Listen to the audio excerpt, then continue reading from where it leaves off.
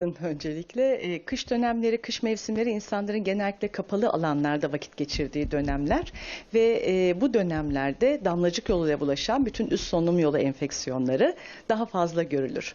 Damlacık yolu derken öksürmek, aksırmak, konuşurken etrafa saçılan partiküllerle bulaşan enfeksiyonlardan bahsediyoruz. Kapalı ortamlarda bunların bulaşması çok kolay.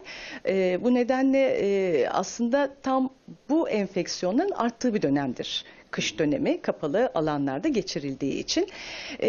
Tabii Covid'in geçirdiği varyantlar ve daha kolay bulaşır hale gelmesi ama daha hafif seyrediyor olması, beraberinde işte rinovirüs, influenza, RSV gibi diğer üst solunum yolu enfeksiyonlarının da artmış olması, hepsinin bir arada görülmesi belki hani bir artmış hissini uyandırıyor kişilerde.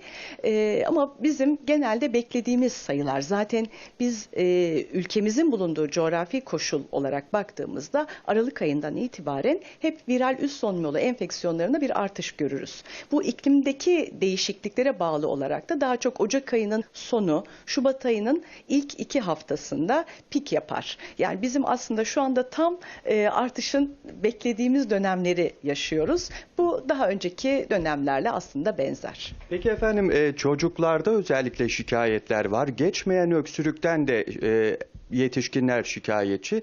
Ne söylersiniz?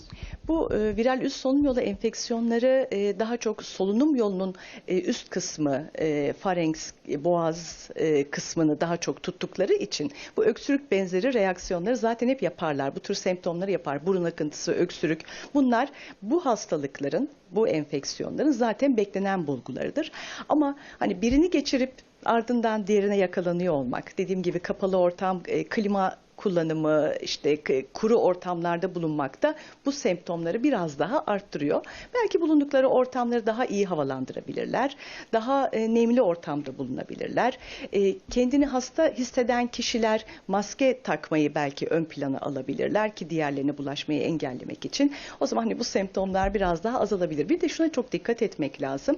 Bu enfeksiyonlardan sonra, viral enfeksiyonlardan sonra ateş, semptomlarda ciddi bir artış eğer olursa bu viral enfeksiyonların üzerine bakteriyel enfeksiyonlar eklenebilir. Bir zatüre gibi, orta kulak iltihabı gibi, sinüzit gibi durumlar eklenebilir. Bu konuda da dikkatli olmak lazım.